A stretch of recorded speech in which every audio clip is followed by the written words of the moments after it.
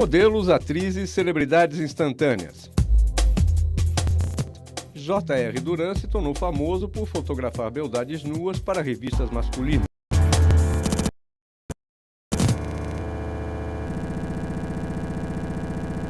Dedicado no Brasil desde a década de 70, tem um vasto trabalho nas áreas de moda e publicidade e uma série de ensaios sobre o continente africano.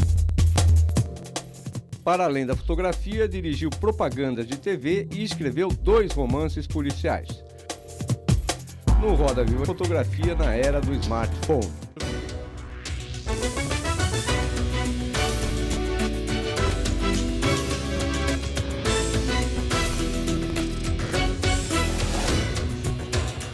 Boa noite, estamos no ar com mais um Roda Viva e hoje, como entrevistadores, temos a modelo e jornalista Cássia Ávila, a Simoneta Perisquete, que é jornalista e crítica de fotografia, a Yasmine Estéria, que é editora de moda da revista Vogue, o João Weiner, que é fotógrafo e editor do TV Folha, aqui da TV Cultura, e o Tiago Nogueira, editor da revista de fotografia Zoom, do Instituto Moreira Salles. Temos também a presença de convidados especiais e do nosso cartunista Paulo Caruso. Hoje, excepcionalmente, não teremos a participação das redes sociais. Boa noite, Duran. Obrigado por ter vindo. O Duran está lançando um livro que é Cadernos de Viagem, que, estranhamente, não é fotografia, são aquarelas que ele desenha nos quartos de hotel quando está trabalhando pelo mundo afora. E tem um diário onde ele escreve algumas observações sobre o seu trabalho, sobre suas viagens. São inúmeras viagens pelos 5 continentes. Aqui, você está numa entrada, você está no Parque Kruger, na África do Sul, um parque de bestas selvagens lá, e você está fotografando uma coleção de biquínis brasileiros. E você lá pelas tantas escreve: a luz é bela, a comida é boa e a companhia excelente, e ganho para isso. Você tem uma vida, enfim, no meio de modelos, glamour, muito frufru. Você tem consciência que você tem uma vida muito boa ou não? Boa noite, Mário, Yasmine, Cássia, João, Tiago, Simoneta, Paulo. Uma grande responsabilidade de sentar nessa cadeira que já sentou o Sebastião Salgado e o Oliveira Tosca. Que sim, na verdade, esse foi esse momento especial em que eu estou falando isso. O livro tem 300 e poucas páginas. Não em todas as páginas esse momento parece estar equilibrado.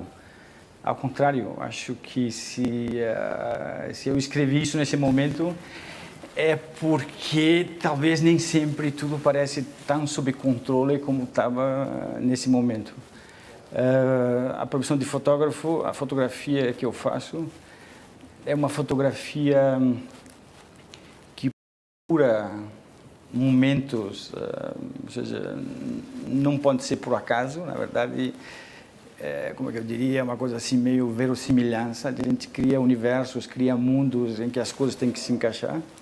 E para que isso aconteça, existe uma pré-produção, existe todo um trabalho anterior, mas nem sempre as coisas são como acabam acontecendo, como imaginamos, como deveriam, ou como esperamos que acontecessem. Nesse especial momento, essa especial viagem, uma viagem curiosa, porque era um cliente que era super agradável, não que eles não sejam, mas especialmente era tudo uma coisa bastante... tínhamos bastante tempo para fazer o trabalho, o que também é uma coisa muito rara, quer dizer, nem sempre você tem o trabalho no tempo que você precisaria. E eu te digo, acho que a única entrada em que tem esse equilíbrio, esse momento, essas 3 nuances juntas, e o tempo é bom, a companhia, não sei o que lá, em que essa coisa acontece... Não, mas para o vulgo assim, Paulo Caruso, eu, não os outros, mas nós achamos, não, ele está lá no meio daquelas mulheres lindas. É verdade. Viajando para lá e para cá. É verdade. Ele tem uma sensibilidade artística, deve ganhar fortuna. Então, para o Paulo Caruso, você é um sujeito ali, para nós aqui, os populares, achamos, não, o cara leva um isso, mas você, enfim, curte isso também, não? Não, sem dúvida. Esse é um tipo de trabalho, o trabalho do Paulo Caruso, o seu trabalho, é um tipo de trabalho que você só pode fazer se você gosta muito ou se você tem isso, não vou dizer na veia, que você tem isso no coração, ou tem isso na cabeça, ou uma obsessão. Para mim, a fotografia, ela, acima de tudo isso, a fotografia para mim é uma maneira de chegar perto, de enxergar o mundo de perto, de ver a vida de perto. É que me permite, através da fotografia, eu consigo, seja universos, paraísos artificiais como esse, em que as mulheres são lindas, seja paraísos menos artificiais, seja lugares, mas é através da fotografia que eu consigo entender um pouquinho melhor o que significa o mundo, né? Quer dizer, o que significa esse mundo. Não vou dizer o sentido da vida, porque passa a ser uma coisa um pouquinho muito filosófica demais, mas me dá assim como o nadador, ele tem que, o cara que faz os 500 metros, os 50 metros, ele todo dia tem que entrar na piscina, ele sente falta. Uma vez conversando com um nadador que eu fotografei, ele me disse que se ele não entrava na água, ele sentia falta de entrar na água. Quer dizer, a fotografia para mim é uma coisa que eu preciso dela, se eu não estou trabalhando, eu estou fotografando. Se eu estou trabalhando, estou fotografando. Quando eu estou chateado, a fotografia me resolve. Quando estou contente, a fotografia me resolve. É inerente. E a vida é bela, mas a vida é bela para todo mundo que faz o que gosta. Acho que isso não precisa ter esse GPS de você estar na África, ou você estar onde for, ou no Nordeste, ou no Sul, ou qualquer país. O GPS tanto faz. O importante é que você está fazendo o que você está gostando. Yasmine, quer fazer uma pergunta, por favor? Bem, eu já tive algumas experiências com o Duran nesse mundo, né, de fotografia, e eu queria entender como você, depois de tantos anos de trabalho, você continua com o mesmo gás, com o mesmo ritmo, como é que você consegue ainda dar esse frescor na fotografia, mesmo às vezes a gente passando por todos os perrengues ou não. Como é que você consegue traduzir, dar essa novidade que às vezes pode ser repetitivo? O que não deixa ela repetitiva, sabe? Não, ela não diz repetitiva porque os problemas são sempre quase os mesmos, né?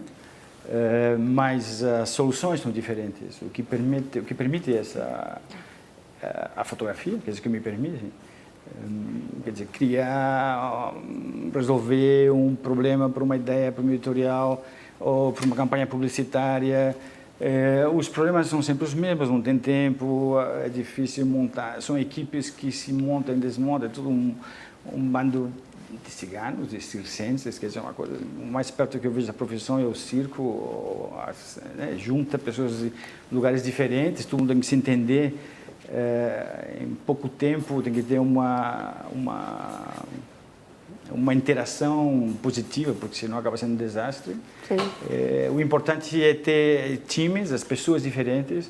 Acho que existe uma rotina, né, no sentido de que, obviamente, quer dizer, você fez uma revista, tem que fazer outra, você fez um trabalho, tem que fazer outro. Mas eu tenho 5 dias uma foto em estúdio, depois eu tenho uma foto externa, depois eu tenho uma viagem, depois eu volto para outro lugar. Quer dizer, tem todo um fluxo e tem sempre a curiosidade, né? Quer dizer, a curiosidade de ver as coisas de perto, a curiosidade e o desafio. Continua te dando esse frescor, essa vontade, deixa as fotos frescas. Porque é muito divertido também, quer dizer, não pode ser. Tenho que voltar,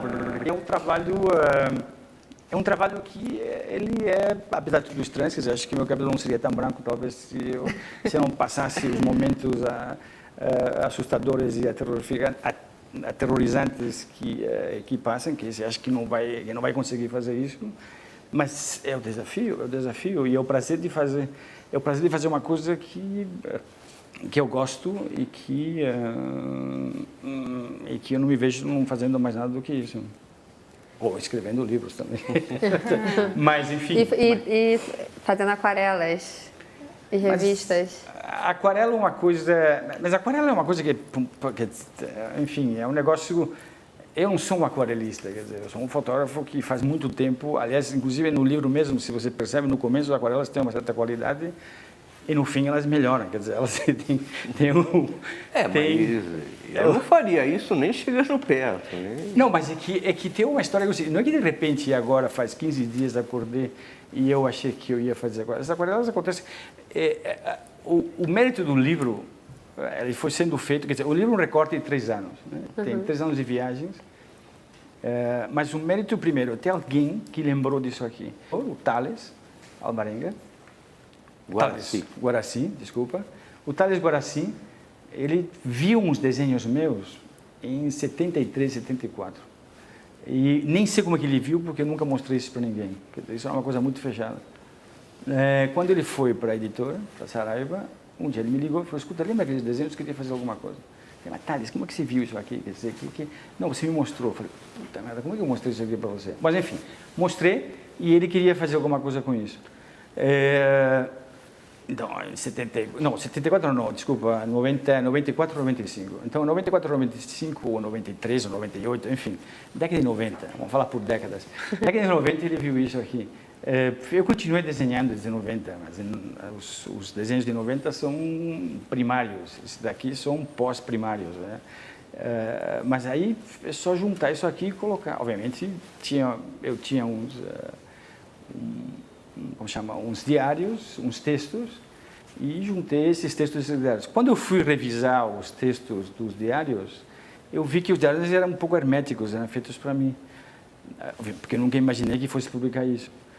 E em cima disso, eu naquele momento, eu escrevo umas colunas para a revista Trip, e a editora da época me encheu o saco porque eu gosto de fazer rodapés. Quer dizer, adoro rodapés, livro com rodapé, quer dizer, o rodapé é uma coisa que eu acho que me abre um...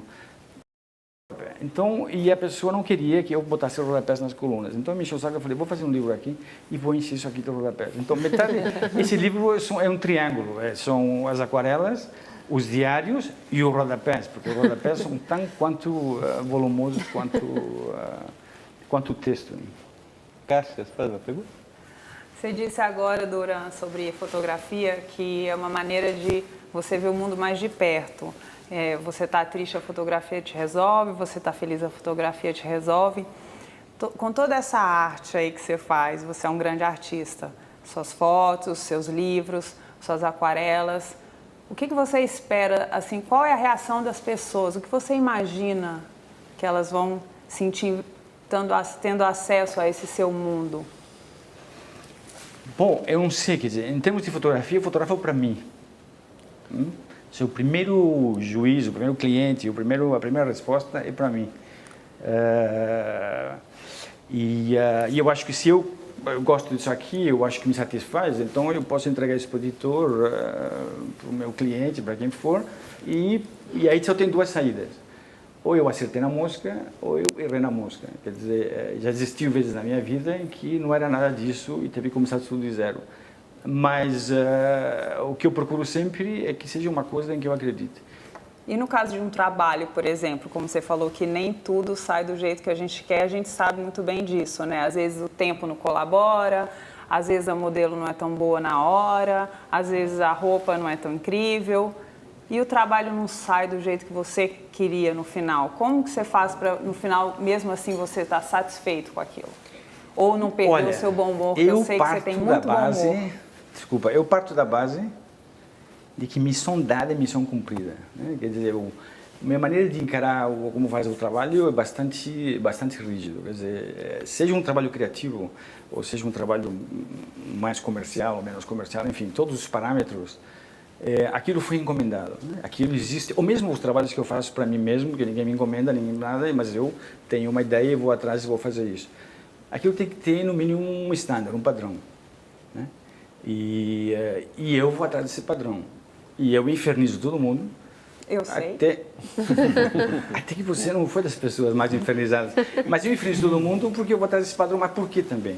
Porque as pessoas que me chamaram para fazer o trabalho X, elas acreditam que você elas vai acreditam entregar. que eu posso fazer essas coisas. E se eu assumir esse compromisso, por mais impossível, ou porque eu estava super otimista, ou porque eu estava super não sei o quê, ou porque eu achei que deixa comigo que eu resolvo, Se eu assumir isso é muito importante, quer dizer, eu não posso falhar. Eu não posso falhar. Como Fórmula 1, quer dizer, isso, não posso bater no muro, não tem falha.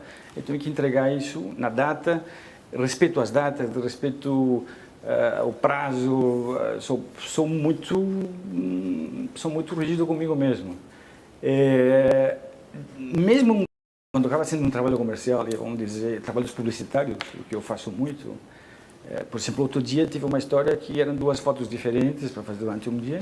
Eu sabia que as duas, quer dizer, um dos truques é a antecipação, o que por um lado é ótimo, mas por outro lado é um inferno, porque você tem que ficar antecipando todos os problemas que vão acontecer. Eu poderia dar aulas não, eu poderia ser o homem do tempo, porque eu sei quando vai chover, porque você começa a aprender que se a folha, se bate um vento, está céu azul, e bate um vento que vira a folhinha e faz assim, é porque o tempo vai mudar. Se está na praia e tem um mar e tem carneirinhos, é porque vai entrar um vento sudoeste e vai mudar o vento. E as 4 horas que você tinha para trabalhar, você não tem, porque não sei o quê. Outro dia eu sabia que às 2 horas da tarde ia chover, porque quer dizer, até aí não precisa ser muito esperto para saber isso, mas enfim, nessa época do ano, às 2 horas ia chover. Comecei a fazer uma foto, uma das fotos tinha criança, começamos a fazer a segunda foto, felizmente não tinha criança. E do jeito que saiu, o meu cliente achou que não era aquilo lá e que ele gostaria de outra coisa. Ok, então eu fiz o que ele achava que tinha que ser feito e, por sorte, não choveu às 2 horas da tarde. E aí eu falei, escuta, tá bom, então deixa eu fazer uma outra coisa aqui. Eu acho que eu posso melhorar isso aqui de uma certa maneira. E fiz o que eu achava que tinha que ser feito. Nesse momento, esse cara tem as 2 coisas que ele pode escolher. Quer dizer, ele acabou escolhendo o que eu sugeri para ele, que era uma outra forma de luz, de coisa que entrava, coisas assim. Mas se eu não tivesse conseguido fazer essa segunda opção, essa opção, eu ia ficar absolutamente frustrado e mal-humorado, mal-humorado, ia chegar em casa chutando móvel, chutando lata, não sei o que as pessoas chutam. Mas eu tenho que botar em cima da mesa tudo o que esse cara acreditou que eu podia fazer para ele. E esse é o dia a dia. Então eu brigo comigo, meu problema sou eu, quer dizer, tem outros problemas também, mas o padrão de qualidade sou eu que sempre fixo esse padrão.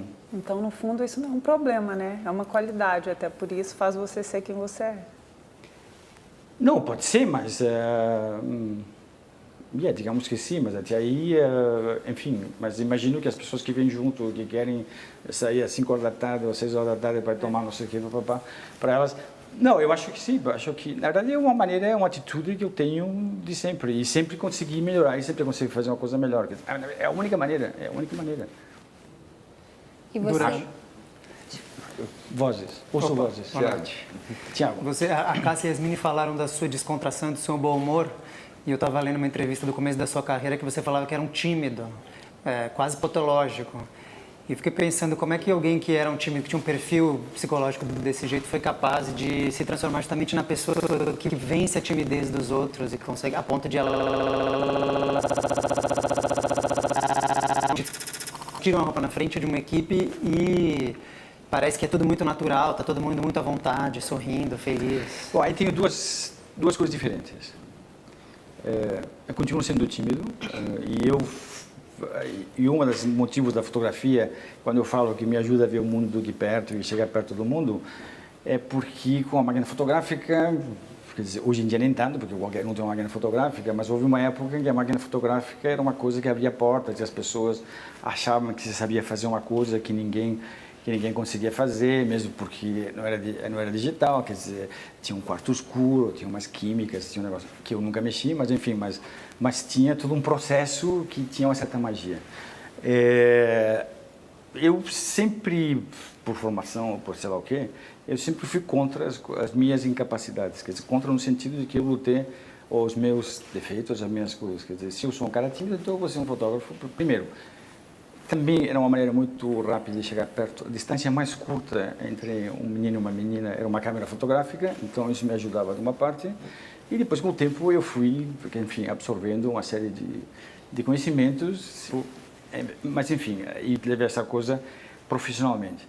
Agora, Quanto o menino tímido ou o rapaz que menos sem jeito, ou que mais que não sou um grande diplomata, quer dizer, eu sou bastante, como você diz, bastante direto, conseguir que essas meninas, moças, tirem a roupa, isso é a coisa mais fácil do mundo, porque elas tiram a roupa porque tem um contrato. Quer dizer, não sou eu só entro quando o contrato está assinado. Então, eu não tenho esse poder, aliás, não acredito no fotógrafo sedutor, ou nessa sedução, nessa coisa, vai, não sei o quê. Já teve situações em que, de repente, a pessoa ficou assim meio... eu já vi uma coisa tipo, mas tem que ter a roupa mesmo? Eu falei, olha, sim, né? Quer dizer, estamos aqui para isso e mas o mérito não é meu, o mérito é do cara que conseguiu fechar um contrato e... Sim, mas se elas não tiram, você que vai ser cobrado, né? E não, eu vou ter que fazer, obviamente, otimizar toda aquela situação e tudo aquilo lá, num certo espaço de tempo, de novo, a luz, não sei o quê, e fazer com que a coisa aconteça. Mas quando a pessoa entra no estúdio, ela já sabe o que vai fazer, né? Digamos, numa revista ou num processo em que existe um contrato. Quando não existe, de que às vezes fala, escuta, fonte de tal, você toparia fazer uma foto? Mas é uma coisa assim, sim, o que a gente pode fazer? E eu tenho uma proposta, queria fazer uma foto assim, não sei o que, o que você acha? Que legal, que bonito, que não sei o que. Tem vezes as pessoas pedem, escuta, Durante, você vai fazer uma foto minha nua ou não vai? Sim, aconteceu. Às vezes acontecem as coisas também, quer dizer, não é sempre, mas não há eu não sou um sedutor, eu sou um executor, no bom sentido da palavra. Eu estou lá para resolver todo tipo de problema. Se vai tirar ou não vai tirar, ou vai fazer ou não vai fazer, isso já foi resolvido antes e eu não sou um negociador, não tenho... Você tem certas técnicas assim? Não tenho essa paciência para negociar. Você tem técnicas de descontração para fazer com que elas... Não tem muita técnica de descontração. A técnica de descontração é, mas não sei o que, como que vai, não sei quanto. E, obviamente, faço uma pesquisa, sei mais ou menos o que essa pessoa fez, se ela fez um personagem na novela, se ela fez não sei o quê, se ela fez não sei quanto. Eu vou lá, conto algumas coisas. Você assiste a novela? Bom, assisto, sim, claro. Tem uma conversa, mas também porque são intimidades instantâneas, né? Quer dizer, e eu não vou tirar roupa, então eu tenho que entender que a pessoa está lá e vai se expor se expor inteira. O máximo que eu posso dizer é o seguinte, não, mas não sei o quê. Bom, escuta, me avisa quando você estiver pronta e a gente começa. E aí a coisa funciona. Mas não tem... Mas teve alguma situação em que não teve todas. E cada vez tem uma situação diferente. Quer dizer, quando você acha que aconteceu tudo, sempre acontece uma coisa, acontece. Quer dizer, vai improvisando. Nem sempre as coisas são como poderiam, deveriam ser.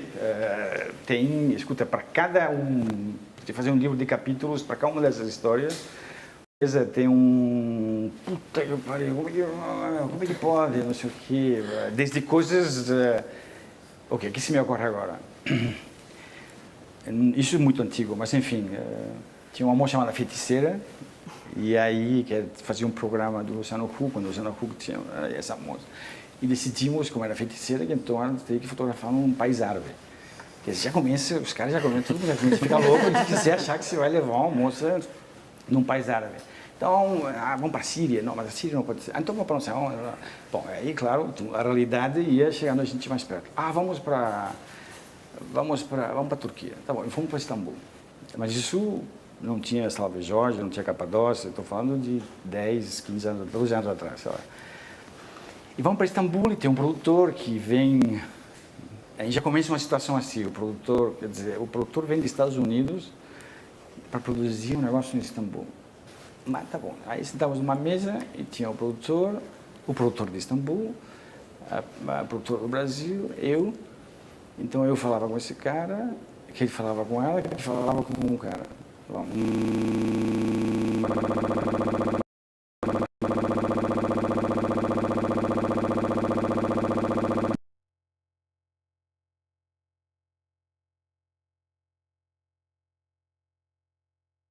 Mas isso 2 dias, e tem que voltar dia X. E São Paulo liga como é que estão as coisas, não sei o quê. Aí eu estava lendo um daqueles, o Guia da Folhas, não sei o que, de Istambul, papapá, e lá eu vi que tinha um banho turco, que existe até hoje, que são 500 anos o banho turco mais antigo. Fomos lá no banho turco, do cara, e conversamos, o cara está lá, toalha, não sei o que, mas o banho é inacreditável. E perguntamos para o cara, escuta, pode alugar. Podemos fechar o banho turco? Podemos. $5.000. Ok, tá bom, $5.000. Desesperado. Eu falei para o cara, escuta, amanhã quando eu vier aqui, dá para você desligar um pouquinho o banho turco? Porque é fotografar dentro do banho turco. Né? Ah, não tem problema. Bom, o banho turco, chegamos no dia seguinte, entro no banho turco com a câmera, banho turco, 500 anos ligado, de 40 graus passou para 38. E aí, então, no fim, acabamos fazendo tudo, 2 dias de banho turco, eu banho turco, a mulher banho turco, todo mundo banho turco, os cabeleiros banho turco. E foi, mas banho turco é pelo branco, né? Quer dizer, basicamente. Então, nesse momento, ninguém está pensando, dá licença, será que você pode? É uma coisa muito mais, quando eu digo que é mais complexa, quando eu digo que está tudo equilibrado, nem sempre está tudo equilibrado, nem sempre a luz está certa, nem sempre se almoça na hora certa, quando se almoça, nem sempre as coisas funcionam. Nunca. Nós vamos para um rápido intervalo e já voltamos com J.R. Duran.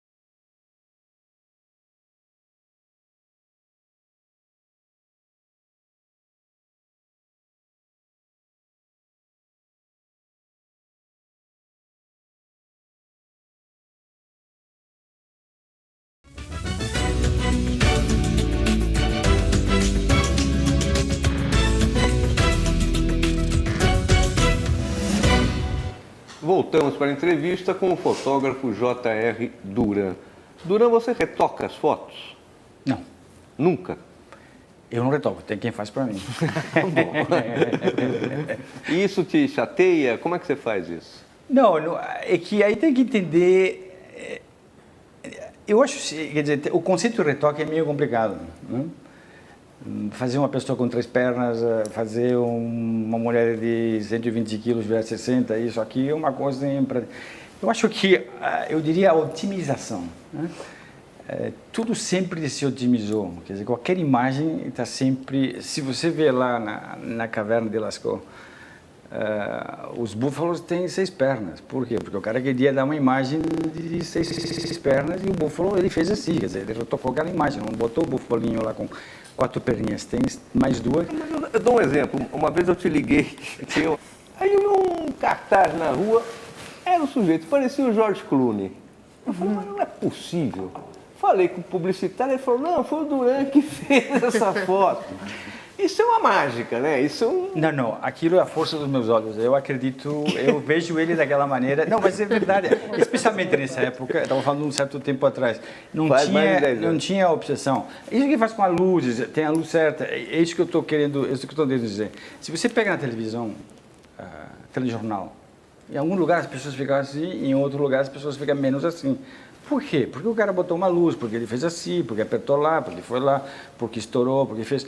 E todos têm, o terno fica de um jeito, outros, né, os caras iluminaram melhor. E a iluminação, o Ingres, Dominique Ingres, ele fez quando Napoleão subiu ao poder, imperador, ele queria ser um dos pintores, tem uma história curiosa que é essa aí, ele queria ser um dos pintores do imperador. E ele fez aquela famosa pintura, aquela tela do Napoleão, otimizando o cara e Napoleão virou um cara que era, enfim, era o imperador nos olhos do Ingres. Ingres, não sei como se pronuncia em francês, enfim. Quando o Napoleão viu aquilo lá, simplesmente falou, essa porra aqui não compra. Pum, jogou do lado e o Ingres nunca foi pintor da corte. E ele se perdeu naquela história. Quer dizer, isso para mim é um dos primeiros exemplos de Photoshop ou de retoque mal utilizado, porque o cara otimizou errado. Em tudo existe, quer dizer, eu no fotógrafo 3x4 outro dia, eu pedi para o cara, me faz de novo porque isso aqui não dá certo, né? Fiz a luzinha dele, daí ele falou, funciona, né? Tudo tem, eu chamo isso de otimizar, né? Ou seja, tudo tem uma otimização, e isso vem com a luz. As pessoas ficam achando que o Photoshop consegue fazer coisas inacreditáveis, o Photoshop não consegue fazer coisas inacreditáveis, quer dizer, o Photoshop, ele só... Photoshop é uma caixinha, né, uma loja de luz, que ele consegue te melhorar algumas coisas. Ele serve para melhorar a luz que você não conseguiu acertar ou que você teve um problema. Obviamente as pessoas tomam isso aqui e vira outra coisa, né? Quer dizer, como você tomar um remédio e fala, oh, isso aqui tá barato, toma e os caras ficam loucos. Quer dizer, todo mundo pode ficar louco com qualquer tipo de aparelho e fazer. Mas eu não refaço as pessoas, eu não recrio elas, eu não reinvento, elas não nascem de novo. Elas continuam sendo as mesmas. É isso a parte que eu acho curiosa, quer dizer, eu acho que passo divertido. Esse é um dos desafios, fazer com que essa pessoa ela vire... George Clooney. Pode ser George Clooney ou pode ser Marilyn Monroe, ou de forma. Estamos aqui para fazer as pessoas, para otimizar as pessoas. Simoneta, por favor. Duran, suas histórias são sempre deliciosas, né? E todo mundo acaba indo por esse caminho. E eu queria mostrar uma outra faceta sua, ou discutir uma outra faceta sua. Em todas as entrevistas, você se define como fotojornalista, né? Várias entrevistas, você diz que o Robert Capa, você se inspira muito. Ao contrário, eu sempre disse que eu não sou fotojornalista. Mas várias vezes, inclusive para mim, você falava assim, não, porque eu sou um fotojornalista, eu fiz fotojornalismo. Por quê? Não. Nunca. Eu? Não, eu nunca fiz fotojornalismo. Eu sei que você nunca fez. Eu não sou fotojornalista. O que eu posso dizer é que obviamente, o respeito não existe como não respeitar. Quer dizer, tenho grande influência, tenho grande admiração pelos fotojornalistas. Mas eu não consigo fazer, eu nunca fiz, não sei fazer, não quero saber... E o seu livro da Etiópia, não era Cadernos de Viagem, Diários de Viagem? É o Cadernos Etíopes. Cadernos Etíopes. Cadernos Etíopes. Os Cadernos Etíopes, ele não é um livro fotojornalista, exatamente. O Cadernos Etíopes, para mim, era um livro de moda. Para mim também. Ou seja, o fotógrafo que foi fazer esse livro, que sou eu, obviamente, eu fui com o mesmo equipamento que eu fotografo, quer dizer, os modelos que fotografo para Vogue, igual, e com a mesma maneira. Que é o princípio, e que são as fotos que é a essência do trabalho, e aí você vai entender que eu acho que tem uma relação com tudo, com a moda, com esse livro, que é a fisionomia, né? Quer dizer, eu sou um fisionomista, eu gosto de ver a cara das pessoas. Pela cara das pessoas eu consigo entender, né? E não sou eu, quer dizer, é o Avedon, é o Sander. Aliás, eu nunca tinha visto o Sander inteiro, vi nessa Bienal e fiquei absolutamente alucinado. E a Revista Nacional, por exemplo, que é a revista que eu faço, ela tem uma influência direta do Sander. Então, o livro eu queria fotografar gente, entre aspas, bonita, não, ou seja, essas pessoas talvez não eram tão bonitas, não eram George Clooney, mas eu queria fotografá-las não vou dizer dignidade, porque também não existe isso, mas colocá-las num padrão de beleza, que fosse o meu ideal, uma beleza selvagem, um bom selvagem, e ao mesmo tempo fotografar elas, e era uma narrativa de uma viagem, porque sempre tem essa coisa da viagem, eu queria ir longe para algum lugar, que eu parei que ninguém, ficar um tempo incomunicado e voltar com um material. Mas esse livro não é fotojornalista porque ao contrário, eu falava, fica aqui, na verdade tinha pouquíssima, não tem quer dizer, não encara isso como fotojornalista, é um livro de retratos, né? É um livro de retratos. Se tem alguma coisa que eu posso ser, é um retratista, quer dizer, o que a fotografia me ensinou, e quando eu volto a essa coisa de ler, de chegar às pessoas de perto, é entender as pessoas. Talvez o que eu tenho é uma rapidez em captar, não vou dizer a personalidade, porque também não sei, mas as nuances de cada pessoa. Posso contar dois, e isso eu consigo aplicar em várias maneiras. O outro dia, quer dizer, na vida, né?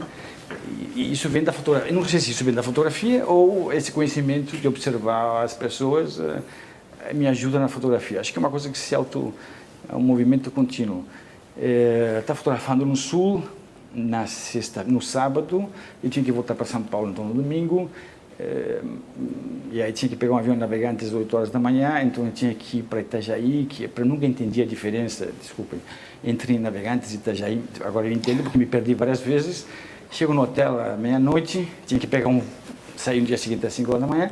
Quando eu cheguei e eu olhei para a menina que tinha lá no balcão, no check-in, eu falei, puta, essa menina vai me foder, vai dar alguma coisa errada. Mas ela fez um sorriso muito engraçado, foi super simpática, pum, dei a chave do carro, subi no hotel. No dia seguinte eu tinha que acordar, obviamente tinha que acordar às 5, porque tinha que pegar o carro, pegar uma balsa que não sabia onde que era, não sei o que era. Quando eu cheguei lá embaixo, ninguém achava a chave do carro. Quer dizer, exatamente, eu sabia que aquela menina... E aconteceu.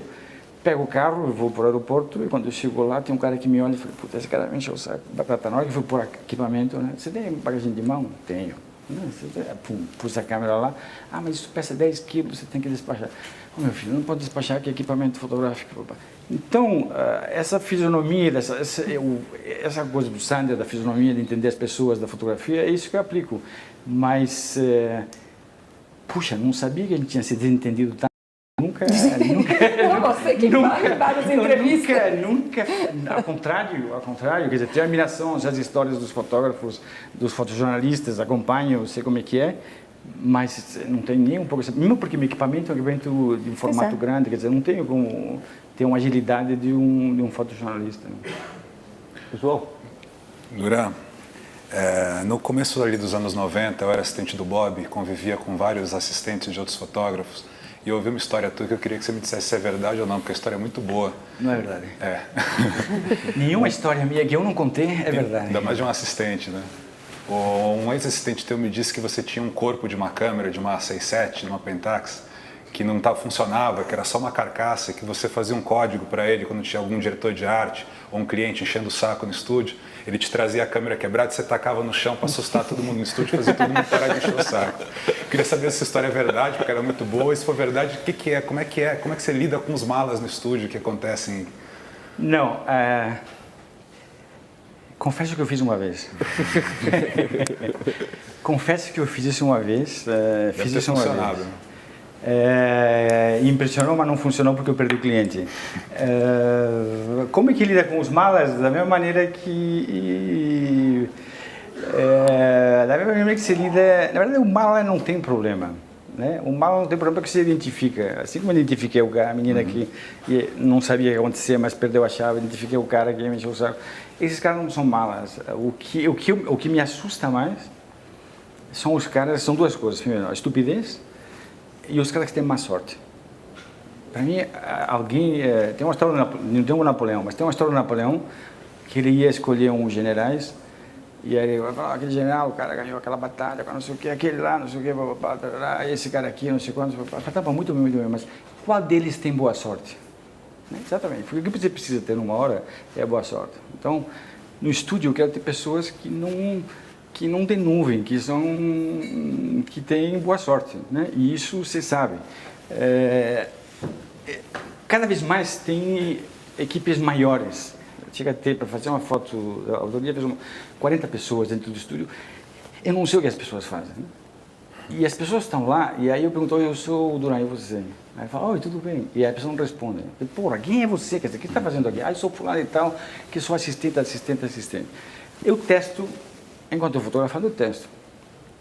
Então, outro dia também, tinha uma menina, eu falei, quem é você? Ah, eu sou atendimento. Vamos lá, você vai ser... Eu fiz uma pergunta para ela. Porque a foto começou e o patrão respondeu para mim. Ela falou, não é mais importante, é muito mais chato, mas ele não podia vir aqui. Eu falei, bom, essa menina sabe responder. Ok, então ela já ganhou pontos e no fim do dia eu convidei ela para trabalhar no estúdio, porque eu dei mais 2 perguntas para ela e eu fico testando, né? Algumas acham que é bullying, outros é testar. Eu fico testando e eu quero ver. Se a pessoa responde, pum, você está dentro porque você é alguém que resolve e eu sei que essa pessoa, quando for resolver alguma coisa fora, ou você fala, escuta, vai lá na rua pegar não sei o que, essa pessoa vai reagir e vai resolver e me trazer o problema. Essa é a única coisa que... Agora, os malas são parte inerente da vida, né? Quer dizer, os barcos têm aquela craca embaixo e os malas também grudam nas pessoas, assim, navegando. Tem que ser meio psicólogo para fotografar, né? Tem uma... Eu não sei se é ser psicólogo, eu sigo o instinto, né? Quer dizer, acho que para um fotojornalista é meu instinto, quer dizer, lá vai ter porrada, vou para cá, ou lá vai ter porrada, vou fotografar, né? Porque vai ser legal. Quer dizer, tudo depende do tipo de porrada que você quer levar ou que você quer registrar. Acho que é uma maneira que você começa a entender como o mundo funciona, as regras do mundo são claras, né? Quer dizer, andando mais para quem mora em São Paulo, se você sabe andar por São Paulo e vai para cá, para lá, vai para não sei onde, você anda em qualquer lugar do mundo. As pessoas falam, você vai para não sei onde. Eu já sobrevivi em São Paulo, eu sei como é que é isso. No Rio, São Paulo, tem diploma para andar pelo mundo inteiro. Porque você sabe, o cara como anda, o cara como faz, o cara não sei o quê, aí você só...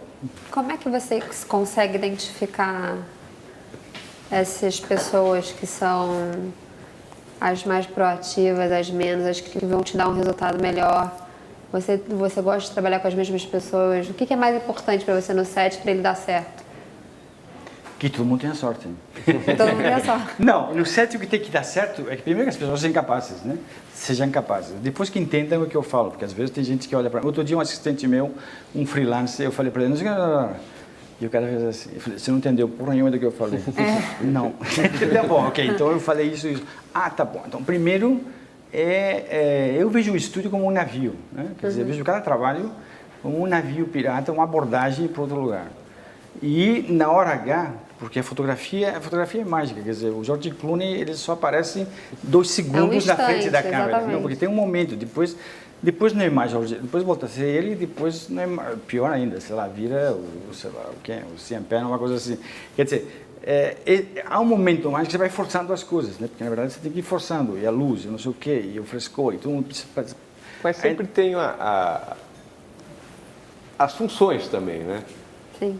Publicidade, tem o cliente, tem o diretor da agência, tem a modelo, tem o assistente, que tem funções definidas e soltam a grana. No jornalismo tem um editor, que costuma ser um chato, fala, não, tá ruim, tá ruim. Sempre tem alguém em cima. Tem a diretora de arte que fala, não, tá ruim, quero mais alternativa.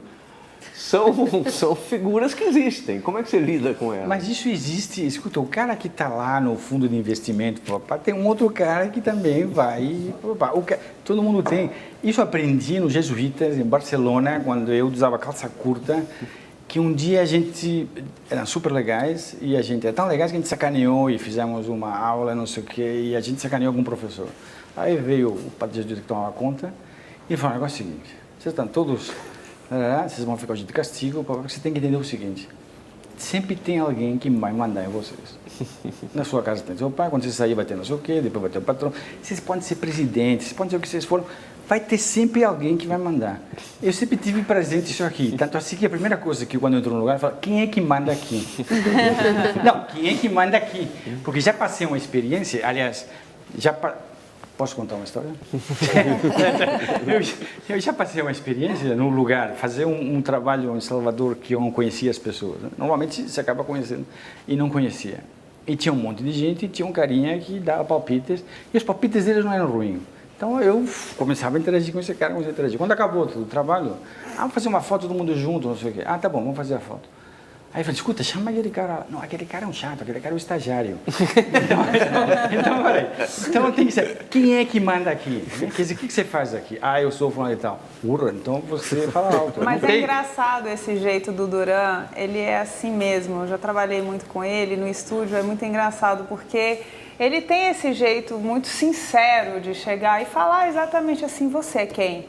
E você é quem? E às vezes as pessoas não entendem isso, que é uma mistura de bom humor, de ser sincero, e aí às vezes você é tido, como já teve essa fama, que você não é, de arrogante, de metido. Essa fama é muito disseminada. Exato, não sei se mas é acho que vem muito desse jeito seu sincero de ser, igual você falou pro seu assistente, você não entendeu nada do que eu falei, então às vezes as pessoas não entendem e tem medo. Tem gente que tem medo do Duran. Você é arrogante, Duran? Não. Seja sincero. Eu sou arrogante e sou sincero. Quer dizer, e mentiras sinceras me interessam. Não, eu não sou arrogante, ao contrário, porque eu não sou o dono da... Porque existe essa história de rana mosca. No dia, eu já ouvi isso de alguém, dirigindo um comercial, né? Na verdade, a culpa não era minha, porque passaram um brief errado, mas quando chegamos lá, dizemos, olha, o negócio é assim, o cara falou, Duran, puta, é incrível. Você errou na mosca. Errar na mosca dói. Porque você fez o melhor que você podia e você errou. Errar na mosca é a pior coisa que tem. É um negócio assim, não é isso aqui é uma bosta, não sei o que, não, você errou na mosca, quer dizer, não tem saída. Eu morei nos Estados Unidos, né? E a coisa que eu aprendi anos 90, morei nos Estados Unidos, década de 90. E a coisa que aprendi com os americanos é como trabalhar. Então,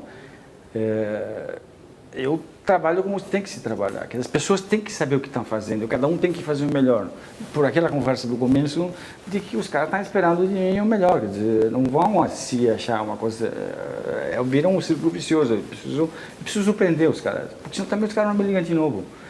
Quer dizer, é uma lei de mercado em que se você não faz a pirueta, faz 2 vezes, na próxima não faz 3, e na próxima você não tem que ter sempre alguma coisa a mais. A pessoa tem que achar que você tem que dar um plus a mais. Quer dizer, não tem saldo médio na fotografia, né? Se você foi bom a vida inteira, se você não está bem, você dança, né? É jogador de futebol. Mas jogador de futebol, né? Quer dizer, não adianta o que você fez. No campeonato carioca o cara jogou bem, não, mas o cara está afundando aqui e não tem ontem, não tem passado, só tem o futuro. Tem que manter aquele frescor que a gente estava falando. Porque você não pode dirigir um carro para o retrovisor, quer dizer, não, porque eu fiz isso aqui, eu fiz não sei o quê, tanto faz. O importante é o que você está fazendo, o que você vai fazer. Ninguém bate na porta. Né? E diz quem era, né? Esses caras falam, quem é? Ninguém fala quem era. Nós vamos para mais um rápido intervalo e já voltamos com o fotógrafo das beldades, J.R. Duran.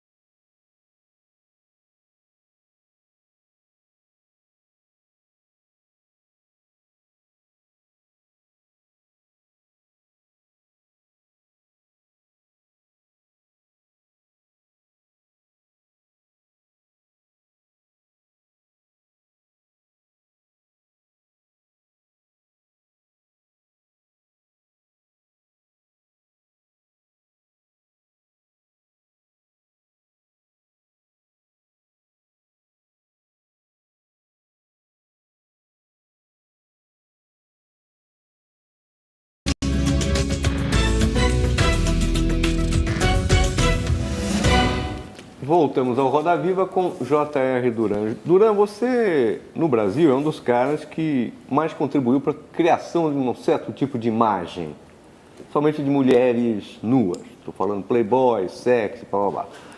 Você também fez grandes campanhas de publicidade, fotográficas, revistas, que foram bastante reconhecidas. Muitas vezes não se sabe a autoria, que foi você que fez. E você tem um artista também, não só de fotografia, as coisas que você faz por conta própria, na louca, com o teu dinheiro, os cadernos etíopes, a Revista Nacional, que é uma revista desse tamanho, 200 páginas, uma vez por ano, sem nenhuma publicidade, você só distribui de graça. Como é que você concilia essa coisa de estar na ponta de lança do comercialismo e na ponta de lança de uma arte muito subjetiva sua? Como é que você faz essas coisas? Como é que sua cabeça não dá um nó? Não, porque eu acho, primeiro, a ponta de lança do comercialismo me permite eu poder fazer essas coisas que não são comerciais. Mas eu não conseguiria fazer comercial, digamos, comercial e não comercial. Eu não conseguiria fazer o comercial se eu não tivesse todo esse conhecimento artístico. Se não tivesse toda essa coisa, se não tivesse toda essa inquietude, toda essa coisa toda, eu não conseguiria suprir as demandas por todo esse tempo de novidades e expectativas. Então é uma coisa que vai se é um moto contínuo, talvez. Mas não acho que isso seja uma coisa muito estranha. Se você percebe, sei lá, diretores de cinema, atores, um cara como, por exemplo, Burt Lancaster. Burt Lancaster fazia um filme comercial, mas depois filmava com Visconti, fez Os Deuses Malditos, depois fez aquele filme lá, como chama, do The Swimmer, quer dizer, depois, antes, ele fazia um filme comercial, um filme culta, uma coisa assim. Diretores de cinema, sei lá, o Ridley Scott, que pode ser que um cara, não é totalmente cult, mas ele fez filmes que são importantes na cinematografia. O cara tinha, junto com o irmão dele, tinha uma produtora de cinema publicitário. O John Woo, que é um artesão, meu irmão que trabalha com fotografia de cinema, fez um filme faz uns tempos atrás, 3, 4, 5 anos, uma dessas copas, fez um filme de futebol, um comercial, que o John Woo veio ao Brasil e dirigiu por 3 dias, conseguiram fechar uma parte do aeroporto do Rio, e o cara fez o comercial. Então, eu aprendi vendo essas pessoas que eu achava interessantes. Pegando um exemplo aí que você não citou, mas tem, por exemplo, o Godard. O Godard fez os filmes dele, não sei o quê, e fez uma publicidade da Adidas, por exemplo. O que vai ficar do Godard não é a publicidade da Adidas, são os filmes dos anos 60 dele. O que você gostaria que ficasse de você? Essa sua visão do erotismo, da pornografia, seja lá algumas coisas, aquilo como um retrato de época, talvez machista, ou aquela arte que você fez, livros policiais ou a Revista do Brasil, o que você gostaria que ficasse? Eu não sei. Acho que, na verdade, abram um caixão e fiquem à vontade, e os caras não tenho muito essa preocupação com o que vai acontecer, ou seja, de deixar uma marca ou o que eu vou deixar. Porque eu faço, voltando ao começo, acho que eu falei para ela, faço isso para mim, né? Não é tanto para a posteridade, nem é tanto para... Faço para eu saber que eu fiz alguma coisa. Quer dizer, os livros, para mim, mesmo fotográficos ou escritos, quer dizer, tenho livros de fotografia também, para mim o ponto central são os livros, né? Ou seja, para mim tudo, eu penso, isso seria uma foto que pode ir para o livro, né? Sempre tem um livro, que não sei qual é, mas essa foto pode ser um livro. Uma vez por semana eu vou nos arquivos, vejo não sei o que, falo, mas isso aqui pode ser um livro, isso aqui pode ser a Revista Nacional, isso aqui pode ser... A Revista Nacional não é uma tentativa de síntese, de botar tudo? Não, a Revista Nacional foi uma coisa que se me ocorreu. A Revista Nacional se me ocorreu quando eu estava voltando da Etiópia. Eu estava no avião e pensando, e tem uns amigos na França que sempre, enfim, que são um pouco debardeurs e gostam de aventura, essas coisas todas. Falei, pô, os caras vão gostar desse livro. Falei, mas eles... E no avião eu falei, sim, mas é engraçado, eu estou aqui, mas eu não tenho nada brasileiro, nunca fiz nada no Brasil, porque sempre isso aqui. O Brasil sempre funcionou como um lugar em que eu ia para o mundo e não sei o quê, eu era um fotógrafo brasileiro, então abria as portas aqui, lá, em Nova York, tinha uma coisa toda. Mas nunca fotografei um índio. Quer dizer, nunca fotografei um índio, quer dizer, faz 20 anos que eu moro no Brasil, nunca fotografei um índio. Jamanzon nunca fotografou um índio. Não, mas nunca foi. E aí eu voltei com essa coisa do índio. Então eu voltei e eu fiquei enchendo o saco da FUNAI durante 6 meses para conseguir ir no Zoe, que são uns índios, uma tribo indígena isolada, para conseguir ir até lá. E fiz os exames, não sei o quê, fui, fui até lá e fotografei. Falei, isso aqui, puxa, eu queria fazer um livro sobre o Brasil. Falei, porra, mas se eu fizer um livro sobre não vai dar certo, porque eu vou ficar 10 anos fazendo... E aí, Duran, como é que vai? E o livro do Brasil? Daqui 2 anos. E aí, Duran, como é que é? E não tenho essa paciência toda. Eu vou fazer fascículos. Né? Eu vou fazer fascículos, todo ano solto um. Daqui 10 anos, quando juntar tudo isso, você vai ter a minha visão. Eu vou soltando, e depois faz. E aí começou. Aí, essas coisas também, quer dizer, a Revista Nacional não é que eu banque, eu tenho um mecenas. Quer dizer, o Michelangelo tinha um, eu não sou Michelangelo, mas eu tenho um papa que é a Burti, que é a gráfica Burti. Que também é uma coisa muito curiosa como as coisas vão acontecendo. Quer dizer, o livro, o Thales vem, lembra de uma coisa e sugere fazer o livro. A Revista Nacional, eu comecei a desenhar, eu comecei a fazer. Falei, puxa, acho que isso aqui o Burti poderia... Os Burti poderiam gostar e poderiam fazer. Fui ver o Burti, olha, amigo meu, jantamos, não sei o quê, tem uma ideia aqui, olha essa ideia, como é que é esse negócio todo. Legal, tudo bem. Escuta, você não quer um café? Fudeu. Não tem ideia, não tem mais nada. Tá bom, tomei o café, conversamos, foi, pum, tchau, acabou. Passaram 6 meses. Eu tinha alugado o estúdio deles para trabalhar. E eu estava lá, enquanto a foto não começava, essa coisa toda, estava montando minha revistinha, botando foto, ia fazendo coisas. Ia fazendo, entretendo. Depois fui visitar não sei o quê, depois não sei o quê. Ia colocando lá dentro. Aí entrou olhando e falou, pô, o que é isso? Eu, puta, isso aqui é a Revista Nacional. Puta, que ideia incrível, meu, vamos fazer. Bom, fizemos. Né? Tive que mudar, enfim, tive que mudar algumas coisas, mas saiu. E ele fechou a ideia do conteúdo, porque para eles era bom de fazer isso aqui. Então, o que vai ficar, eu não sei, pode ser que depois da Revista Nacional não seja... quando eu faço as coisas, eu não acho que isso vai dar certo, ou não acho que, quer dizer, ou isso vai ser o grande estouro, ou não acho que isso vai ser a grande coisa que... Eu vou fazendo o que eu acho, na verdade, eu vou fazendo o que dá para fazer. Duran, mas você já tinha feito a Frise, que era uma revista também de grande formato, só com as suas imagens, depois você foi para a Nacional. A Frise você fazia sozinho, para a Nacional você convida pessoas para fazerem os textos, né? Como é que você faz esse casamento? Porque afinal as imagens são todas suas, saíram do que você está falando, do que eu gosto de fazer, como eu gosto de fazer, sim, quando eu gosto de fazer, né? Como é que você convida essas pessoas, como é que você edita essa revista, né? Porque aí você também vai ter o peso do texto, né? Não só da sua imagem, mas de um texto que acompanha as suas imagens, né? Como é que é essa elaboração dentro desse processo louco que você vive, de viajar para cá, para lá, para cima, para baixo? Mas as coisas vão acontecendo, né? Quer dizer, fazer uma revista também num ano não é um grande mérito, porque... Mas é enorme, são 200 páginas, é quase um livro por ano, né? Sim, mas se eu pudesse, faria 2, mas enfim... não, mas quero dizer no sentido de que a coisa vai indo e eu me ponho os prazos. Eu tenho 6 meses para fazer, para produzir, e 6 meses para fechar. Primeiro eu fotografo tudo e depois, em cima de cada volume de fotografias, eu penso quem é que... Sento com o Ronaldo Bressani, com o Fernando Paiva, com o Fred Mello, vou perguntando para as pessoas quem que poderia escrever um texto para acompanhar isso daqui. A pessoa que escreve o texto, ela não vê as fotos. Porque a minha ideia na revista é de que a foto tem um peso, o texto tem outro peso, o tema é o mesmo, e quando você junta eles se complementam. Eu não quero que um seja, ou que a foto seja ilustração do texto, ou que o texto seja legenda da foto.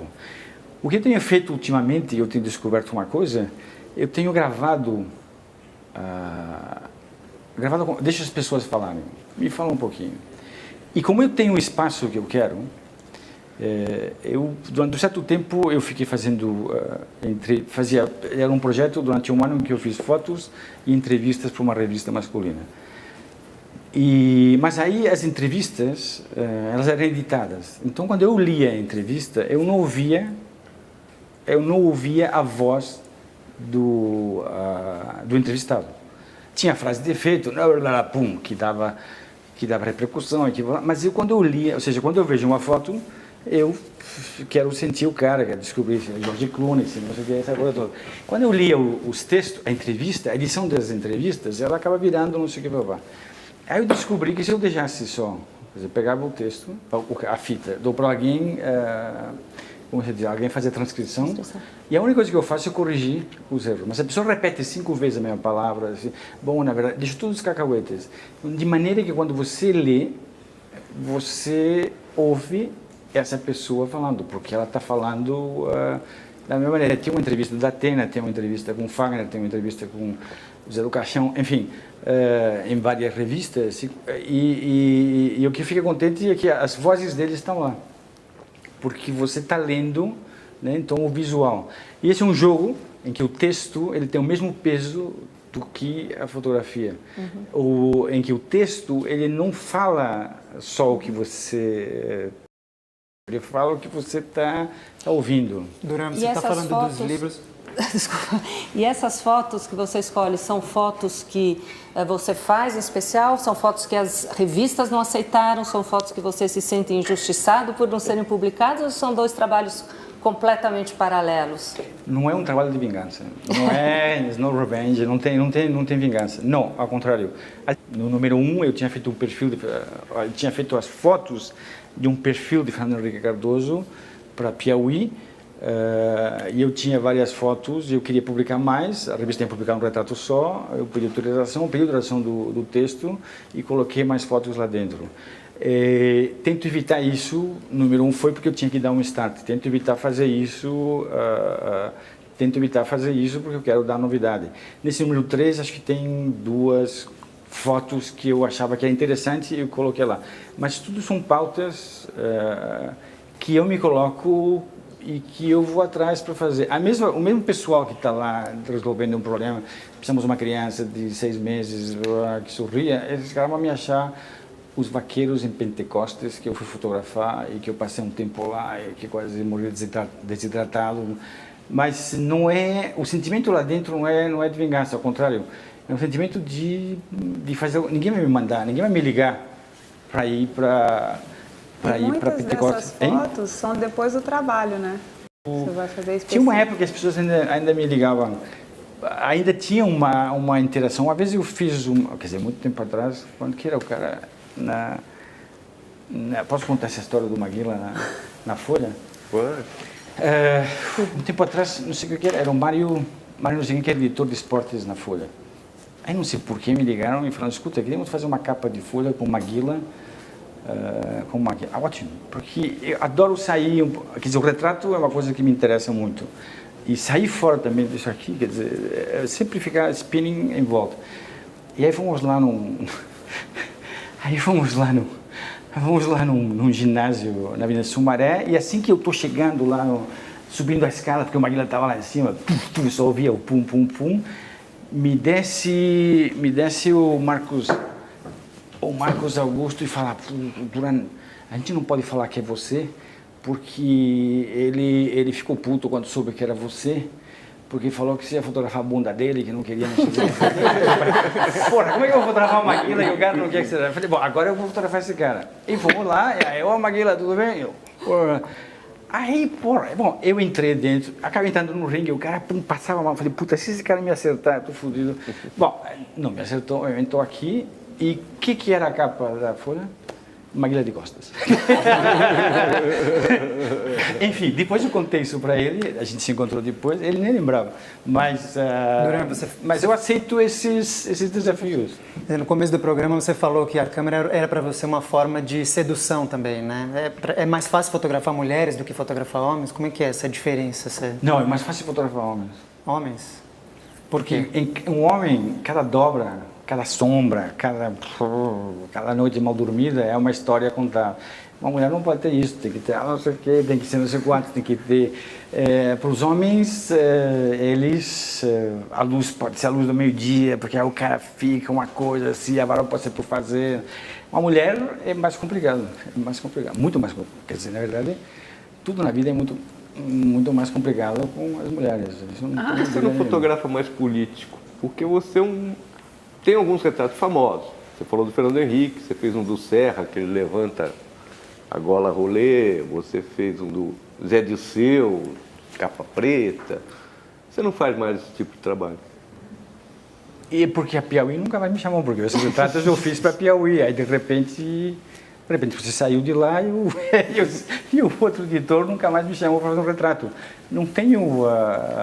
Mas você fez outras coisas para fora, para Folha você fez também. Mas faz muito tempo. Mas aí são as conexões. Não, conexões não, são as relações. Quer dizer, é possível que eu tenha ideias saindo daqui, bom, vou jogar esse cara em alguma coisa. Mas são essas coisas circunstanciais, né? Quer dizer, o Mário, esqueci o que estava não sei por que a gente se conhecia, quer dizer, tem momentos em que você conhece algumas pessoas e elas sabem o que você pode fazer e elas te chamam para sair fora dessa zona de conforto, que a coisa que eu mais gosto é sair fora da zona de conforto. Porque areja, porque o retrato especialmente. Por que eu não fiz? Porque depois nunca mais fui chamado para fazer isso para eles. Mas eu não tenho eu não recuso, né? Alguém falou ontem, escuta, você está recusando trabalho? Mas como recusar? Você está louco? Como recusar? Primeiro que dá azar, quer dizer, deixa eu ver, primeiro que não tem como recusar, não existe uma coisa dessas. Para mim sempre tem um ponto de interesse. Pode ser que não dê certo a agenda, pode ser que a data, pode ser que as coisas, tem momentos que não funcionam. Mas eu compro qualquer briga. Mas... Com licença, Yasmine, nós vamos fazer um rápido intervalo e voltamos já para o último bloco do Roda Viva e a Yasmine vai perguntar.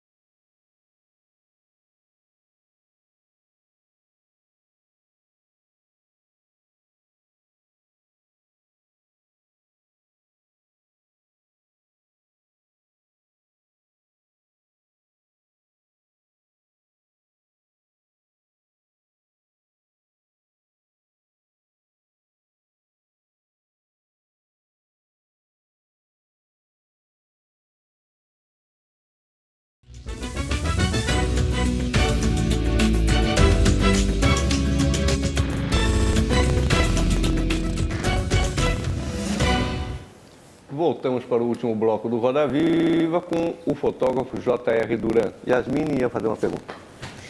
Por que você gosta tanto de fazer editorial, de fazer a publicidade, mas que você não tem tanta paixão pela campanha, vamos dizer, de moda? Uma vez você me falou que você gostava dos dois extremos. Tem alguma... Porque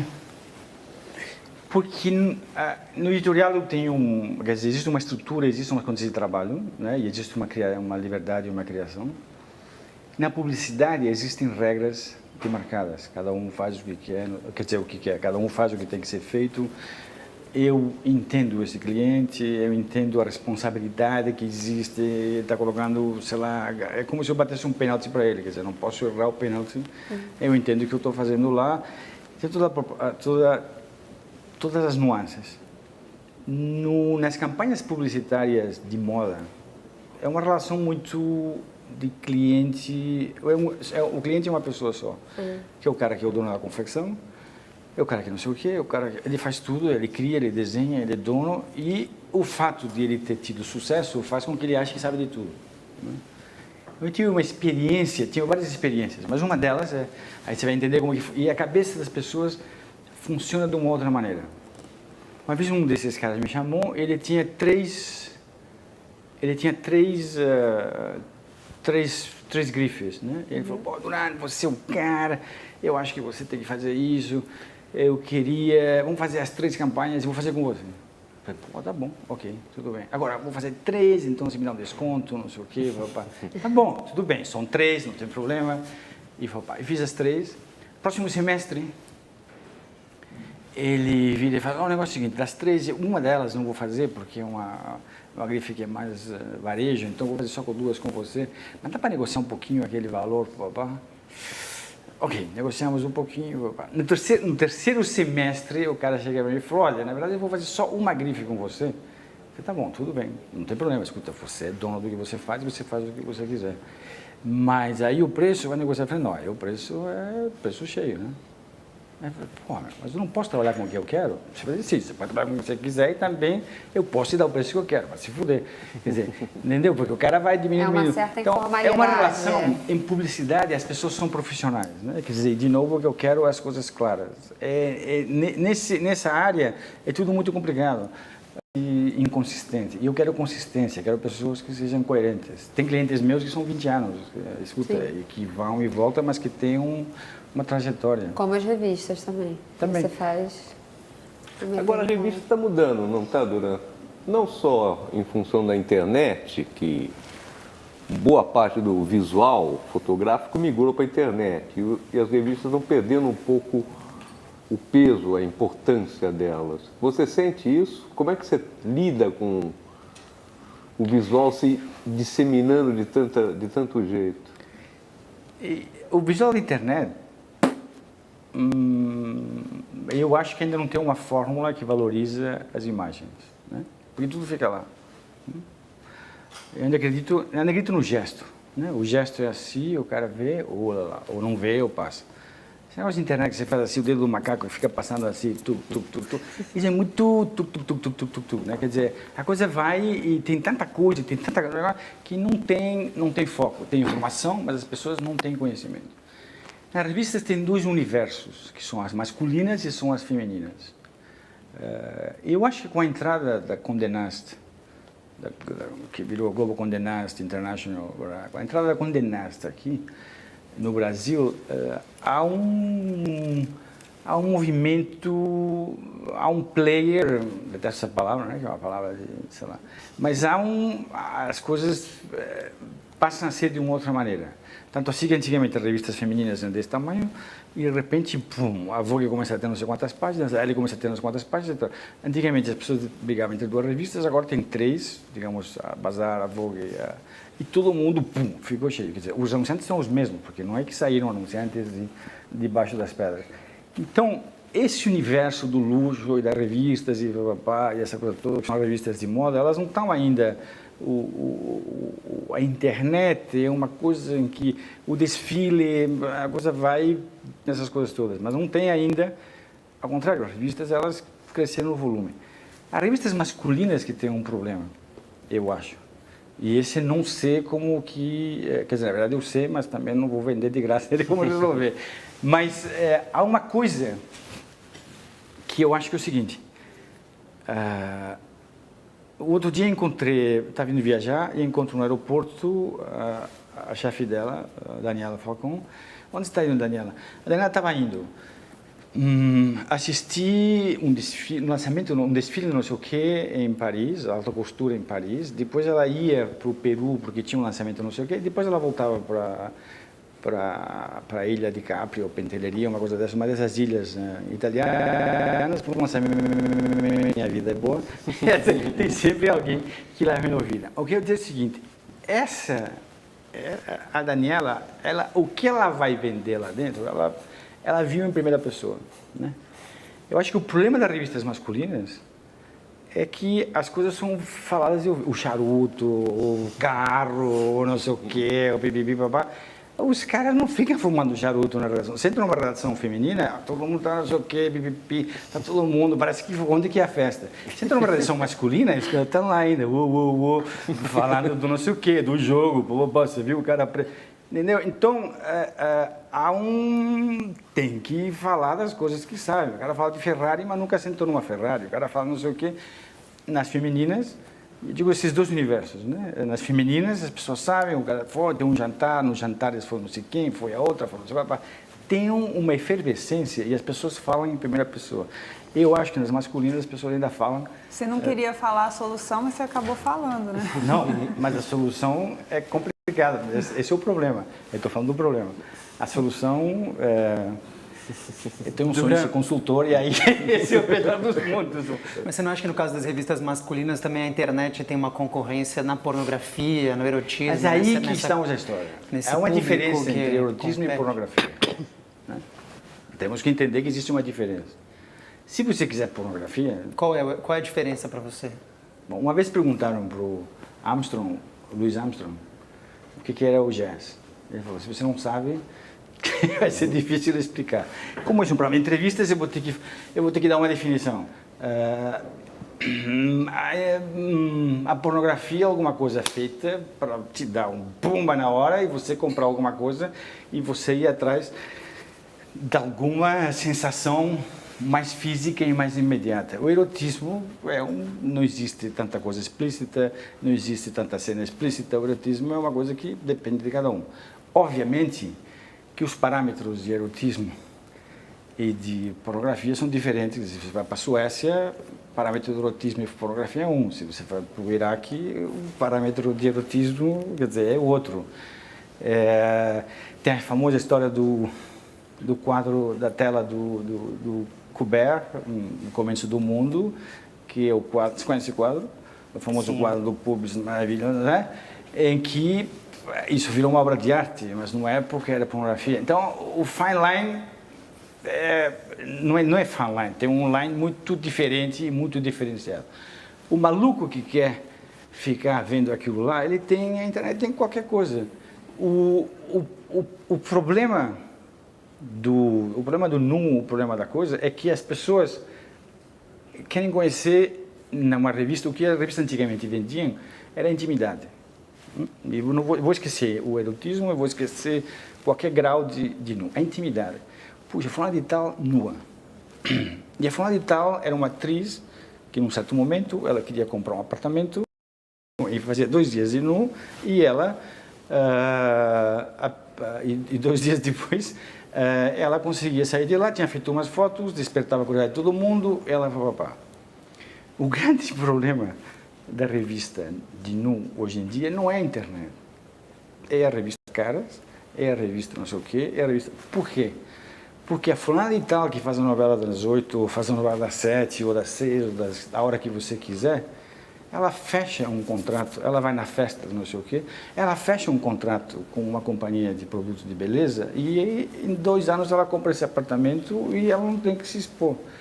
E aí, o mercado das pessoas que começam a se expor acaba sendo um outro tipo de mercado, que as pessoas não têm essa curiosidade, porque a fulana de tal já fez um vídeo, não sei o quê, e aí a coisa começa a entrar numa revolta. O perfil de quem aparece na revista. Numa revolta, exatamente. Então, essa intimidade acaba virando uma coisa, e o problema é exatamente, se uma revista masculina ela tem que brigar com a internet, está fodida. E Duran, não pode acontecer exatamente o contrário? Ou seja, toda essa proliferação das imagens que se diz na internet resolva um problema imediato e as revistas se voltem para histórias mais pensadas, pesquisadas, mas bem elaboradas, que têm espaço para bons trabalhos e não trabalho que se consuma imediatamente? Acabei de perder minha consultoria agora. É isso mesmo. Quer dizer, a fórmula parece simples, me dá conteúdo, me dá informação. É o que as pessoas estão indo atrás. Porque você quiser ficar babando que nem um tarado, você aperta o clique e fica lá babando e vê o que você quiser. Se você quiser uma coisa, você aí uma fulanita. Agora, como recuperar isso? Essa que é a história. Eu não sei. Quer dizer, não. Mas esse aqui é o Catch 22, quer dizer, quem vai pôr esse ovo de Colombo em pé, não sei. Mas esse que é exatamente o problema. Que eu percebo um pouco esse movimento, né? Em Não, todas mas é as isso. áreas da fotografia, esgota-se essa imagem sem espessura, superficial, e abre-se espaço para bons trabalhos, né? Para gente que tenha algo realmente a dizer. Enquanto que esse superficial, eu vi, consumi e está resolvido, e amanhã não lembro mais, né? Não preciso mais dele. Talvez voltem-se os grandes ensaios novamente. Esse é o problema dos editores. Mas como fazer isso? Como que os caras vão botar o cinho no gato? Como que alguém vai chegar lá no editor? Porque acima do meu editor tem isso eu também não vou contar, né? Eu vou ficar com você. Bom, faz uma consultoria juntos, então, e aí... E JR, falando até um pouco de superficialidade, fotos de internet, e o Instagram? Você não gosta? Você ama o Twitter? Qual que é o seu problema com o Instagram? O Instagram é o seguinte, ninguém sabia dirigir e deram um Fusca para todo mundo. E aí todo mundo acha que pode entrar e disputar a Fórmula 1. Então as pessoas não entendem, as pessoas só desenhavam com lápis, um crayon preto, sabe? E deram um lápis colorido. Tipo, olha aqui, olha o que eu fiz, olha eu. O Instagram é incrível. Incrível num sentido.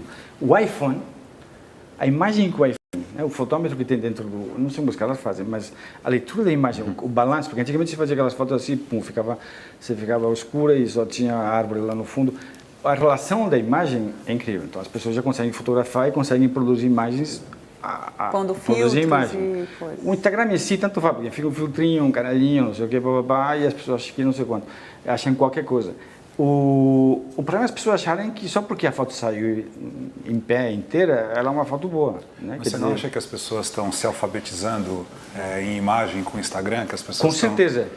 Quer dizer, quanto mais imagens, mais vão entender que é difícil fazer, porque as imagens saem sem eles quererem. Né? Olha que saiu aqui, olha que saiu aqui, olha a minha comida, olha meu negócio, né? Quer dizer...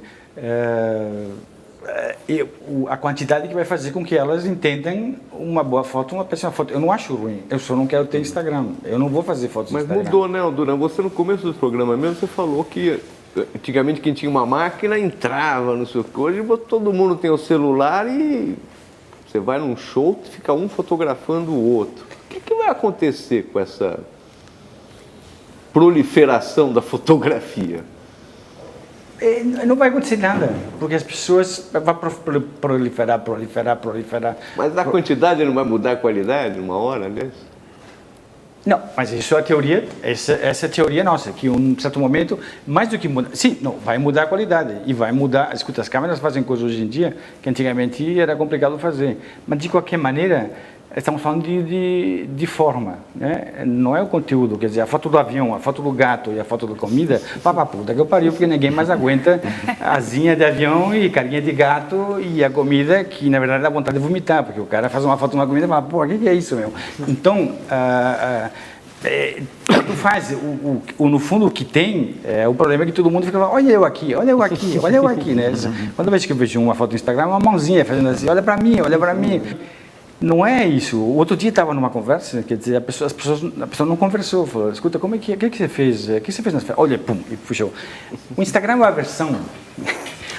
a versão atual. Antigamente você ia na casa de alguém e tinha o carrossel de slides. Eu falava, vou passar slides, do que eu fiz nas férias. Aí você sentava lá, puta que eu pariu, piquim, e eu falava, tchau. Olha eu lá, olha eu aqui, olha eu na praia, porra, claro que é uma praia. Olha eu não sei o quê, porra, claro que não sei o quê. O Instagram é a mesma coisa, é o slide na mão das pessoas, só que agora você enfia na cara. Não quero ver um carrossel de slides e não quero ver Instagram. Me mostra fotos boas. Você pode... Simoneta, sinto muito, nosso tempo venceu. Eu agradeço a presença da Cássia Ávila, da Simoneta Perisquete, da Yasmin Estéria, do João Weiner, do Thiago Nogueira e do Paulo Caruso. Agradeço especialmente ao J.R. Duran, um fotógrafo conhecido de todos os brasileiros, com um grande trabalho em áreas que talvez sejam menos conhecidas. Boa semana a todos e até a próxima segunda-feira.